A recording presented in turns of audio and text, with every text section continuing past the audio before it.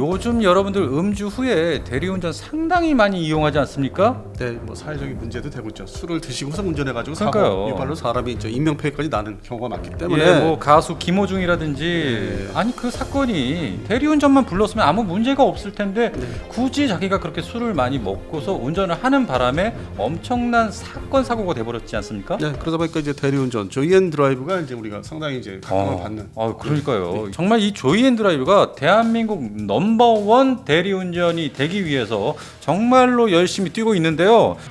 여러분들 음주 후에 대리운전 꼭 부르는 거 잊지 마시고요. 그렇기 때문에 이 전국구 대리운전 넘버원 대리운전 조이앤드라이브를 여러분 이 핸드폰에 설치를 하셔서 꼭 음주 후에 이용해 보시기 바랍니다. 네.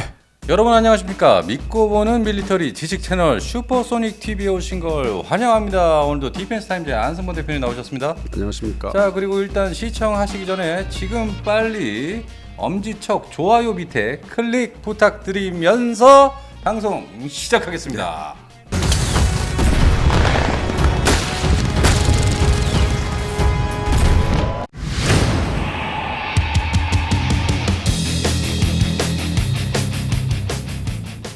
자, 오늘의 주제죠. 대한민국의 차세대 보병 전투 차량을 지금 뭐 개발에 박차를 가하고 있죠. 아직도 모색을 하고 있는데 네. 거기서 이제 제일 좀 걸림돌이랄까 좀 뭐 좀 한번 확인하고 가야 될 부분이 하나가 있습니다. 하나가 있죠. 예, 예. 그게 뭡니까? 걷는 자력으로 걷는 도화 장치. 도화 기능이 있어야 돼요. 예. 근데 그게 이제 먼저 지금 배치되고 있죠. 생산도 하니까. 네. K21 보병 전투차. 예, 옆에 뿔룩 튀어나와가지고 네. 부력을 좀 만들어서. 근데 이제 그거를 이제 처음에 10년 전에 뭐 시범을 보이다가 또 문제가 된 적도 있고 네. 시범 평가. 예. 그리고 이제 이게 또 현재 기능이 이게 필요하다 필요 없다 계속 감로를 봐. 대표님이 보시기에는 이 도화 장치가 필요 있습니까 없습니까? 근데 최근에 이제 그 수령이라고 해서 KM3 수령 수령. 이게 지금 전력화 들어가고 있지 않습니까? 음. 그래서 이제 이것 때문에 이제 이게 공론화된 거예요. 필요 없다. 필요 없다. 좋은 장비가 이렇게 전력화되고 기동 군단에 맞춰서 배치가 되고 있는데 네. 굳이 이게 지금 생존성을 이제 어떤 그 희생을 하면서 이런 그 기능을 달아야 되느냐. 예. 또 그리고 기존의 K21에 이미 배치가 돼서 일정 부분의 전력이 있으니까 예. 자력도 할 수 있는 어떤 장갑차가 있으니까 앞으로 새로 만들어서 배치할 장갑차는 좀 이 기능을 빼고 네. 요즘 뭐 우크라이나 전쟁에서 많이 이제 보여주는 APS 네. 능동 방어 장치 그렇죠. 이런 거를 이제 본격적으로 도입을 하자. 세 부대의 세수를 이렇게 하는 것처럼. 그러니까 APS나 원격 사격 통제 그렇죠, 체계, 그렇죠. 뭐 RCWS 네. 이런 다양한 임무 장비를 새로 또 장착을 해가지고 새로운 개념으로. 예. 화력도 늘리고 방어력도 강화시키고. 그리고 이제 처음부터 우리 대전차 미사일 이제 장착을 하자. 왜냐면 K21은 그 고려를 해서 설계를 이제 마쳤는데 네. 실제 그거 적용이 안 됐어요. 뭐 획득 비용 때문에. 그래서 대전차 미사일 생존성을 높이기 위한 하여튼 전차를 만났을 때 브래드리가 걸프전에서 했듯이 네. 두 발을 쏘고 도망가야 되는데 네. 그게 토우. 그 당시에 토우죠. 당시에는 근데 그게 이제 없으니까 뭐 앞으로 달 거야 하다 보니까 지금 현재 추가 양산 지금 이제 계약한 거 그 부분에 대해서 네. 알겠지 기대를 하고 있는데 그것도 지금 또 지켜봐야 되고 그러다 보니까 이제 향후에 나올 소위 가칭 뭐 K31이라고 네. 할 수 있는 차기 보병 전투차에서는 이걸 다 넣자. 이런 능력들을 다 넣자. 대신 지금 수령이 배치가 되고 있고 전력화가 이제 끝날 테니까 그거를 이제 기능을 빼버리고 설계를 들어가자.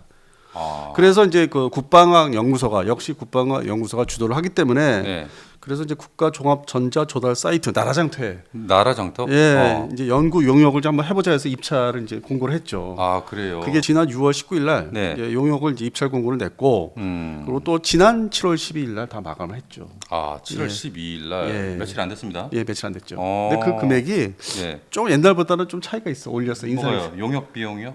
보통 이제 4천에서 5천만 원이었는데 네. 물가 이제 인상을 이제 고려해서 물가 많이 올랐잖아요. 6,200만 원에 이제 6,200만 원? 발주를 이제 하겠다. 용역을. 연구 기간이 얼마나 되는데요? 보통 5개월이죠. 5개월. 5개월에서 뭐 좀 더 주면 6개월, 반년은 줘요. 근데 이전에 대표님께서 말씀하신 어떤 그런 능력들을 딱 봤을 때 도하 능력을 제외하고 여기에 딱 걸맞춤이다 하는 건 역시 이 하나 에어로스페이스의 AS21 레드백 아닙니까? 레드백은 이제 뭐 이제서 평가를 하기를 네. 해외 수출 어떤 전문적으로 이제 물건을 만들다 보니까 독자적으로 네. 어떤 군의 어떤 지원을 안 받고 그러다 보니까 전체 그 구성품이 80%가 해외 어떤 물건들을 사서 부착한 거다. 아 그래요. 물론 이제 예를 들어서 호주가 요구하는 이제 작전 그 ROC 기능들. 예. 그거에 맞춰서 뭐 이스라엘제가 좀 들어갔다든지 여러 가지가. 어. 그런데 우리 한국은 이제 좀 그게 안 맞고 작전 요구도가 안 맞고 좀 가격도 안 맞고 하다 보니까 일단 이렇게 뭐 시험 평가라든지 어떤 행사 때 이렇게 좀 갖다 놓고 테스트 네. 해보고 하는데 예. 우리는 이제 그 자체를 이제 도입하기가 좀 뭐 쉽지가 않은가 봐요. 그러다 보니까 컨셉, 어떤 디자인 컨셉은 그거를 그대로 이제 가져오고 물론 이제 국방과학연구소가 이제 다 주도를 하겠지만은 네. 그걸 그대로 컨셉을 가져오면서 세부적인 기능은 이제 우리가 이제 요구하고 맞는 거 이런 것들. 그러나 이제 이번에는 도화 기능을 좀 빼자. 수령이 이제 배치되는데 굳이 뭐 중복된 투자도 할 필요도 없고 그 부분을 좀 제외시켜서 생존성에 더 투자를 하자. 방어력에. 뭐 드론 문제도 있으니까. 그다음에 화력도 좀 더 네. 여러 가지 좀 검토를 해보자. 다른 뭐 기관포라든지. 네네. 그다음에 대전차 미사일은 이제 국산이 또 있으니까 천검도 있고 형공도 이제 사거리 연장하는 것도 있으니까 네. 그런 거는 이제 좀 이렇게 일반적 상식적으로 검토를 좀 하고 그런데 이제 거기서 걸림돌이 이제 그 역시 그 도화 기능은 좀 예전에도 문제가 됐고 논란이 있었지 않습니까? 사람도 죽었었고 그걸로 인해서 그러니까요. 예, 순직들 하셨고 예. 그래서 그게 한참 10년 사이에 논란이 있었기 때문에 앞으로는 요 부분을 좀 이렇게 빼면 좋겠다 하는데 이걸 가지고 그냥 바로 결정하면은 또 이렇게 반대하는. 근데 사실 이 부분이 고민할 필요가 있어요. 여러분들은 또 어떻게 생각하시는지 좀 알고 싶네요. 댓글에 좀 작성 좀 해주십시오. 도화 능력을 제외하고 나머지 뭐 APS라든지 RCWS라든지 예, RCWS. 예, 부가 장치를 좀 장착을 시키면 공격력이나 방호 능력의 어떤 승무원의 생명 이것을 더 보호할 수 있지 않습니까? 그런데 사실 이 도화 장치라는 게 이 물만 건너는 데만 쓰이는 역할이라 이것 때문에 어떤 공격 능력이나 방어 능력이 좀 저감된다면 그건 또 이 전투상에 실제 딱히 그렇게 막 적합한 것 같지는 않아요. 근데 최근에 이제 그 도화 기능을 빼도 차기 보병 전투체에서 빼도 문제가 이제 안 되게끔 보안 전력들이 들어오고 있기 때문에 그게 이제 대표적으로 수령이 있고 독일 거를 수입해서 만든 KM3 수령. 수령이 있고 예. 또 해병대가 차기 상륙 장갑차가 있지 않습니까? 투. 네. 그게 이제 도하를 할 수 있는 건데 바다에서 물론 이제 네네. 강 하천에서 하고 그런데 이제 2007년으로 좀 거슬러 올라가면은 그때 교리가 이제 어떤 해병대 교리가 바뀌어요. 네. 그러니까 전통적인 상륙 훈련을 이제 하거나 이제 공격을 하지만은 이 강 하천에서의 어떤 진입하는 거. 네. 그거를 2007년도부터 적용을 해서 보여주었고 2007년. 예, 물론 이제 이라크전에 이제 미 해병대 어떤 그 교훈을 따라서 우리도 적용해서 지금도 이제 뭐 내륙에서 네. 이 해병대 상륙장갑차가 이제 작전을 할 수 있는 그거는 이제 KAV-1이죠. 네. 좀 방어력이 약한. 그래서 그런 전력이 또 있고 지금 차기 상륙 장갑차 2 네. 그게 이제 도입이 되면은 해병대에 도입이 되면은 또 그 적용된 규례에 맞춰서 작전에 따라서 같이 연합 작전할 수 있는 통합. 그러니까 이 지금 한국에 이 KM3 수령이 들어왔으니까 이것이 뭐 20분 만에 8대를 연결할 수 있다면서요? 예, 예. 그래서 뭐 100m 길이의 다리를 만들 수 있다고 합니다. 이렇게 됐을 때 굳이 앞으로 차세대 전투 보병 차량 여기 이 도화 장치가 장착될 필요는 제가 볼 때는 없을 것 같습니다. 제가 볼 때도 좀 뺄 것 같아요. 자, 그럼 이제 마지막으로 뭐 국방과학연구소 뭐 ADD 뭐 입장도 있지만 네. 대표님 생각, 개인적인 생각은 어떻습니까? 이 도화 장치 필요하겠습니까? 저도 없다고 봅니다. 아, 그래요? 예. 아, 왜요? 아니 이게 중복되지 않습니까? 그리고 또 이게 다른 성능 개량에 방해가 많이 되기 때문에 아, 업그레이드에 네. 방해를 많이 해왔기 때문에 네. 기존에 또 획득한 K21은 그냥 그대로 쓰더라도 다음 새로 만드는 거, 새로운 개념을 만드는 거는 우크라이나 전쟁의 교훈을 따라서 좀 방어력, 생존성을 높이자. 당연히 드론 세상이니까. 그래서 이제 이거를 구태여 드러운 세상, 드론 세상. 드론. 그래서 구태여나 이제 이런 기능은 좀 뭐 제외시켜도 되지 않겠나. 기존 또 K21을 활용하면 되고. 그러니까 공격력에 좀 집중을 좀 했으면 좋겠어요. 네. 완벽하게. 그래서 이번 같은 네. 그 개념 이런 발표는 참 뭐 잘하고 있다고 생각합니다. 알겠습니다. 이렇게 대한민국의 차세대 보병 전투 장갑차 과연 어떤 모습으로 나올지 모르겠는데 지금 국방과학연구소에서도 고심되는 부분이 바로 이 도화 장치 뗄 것이냐 말 것이냐.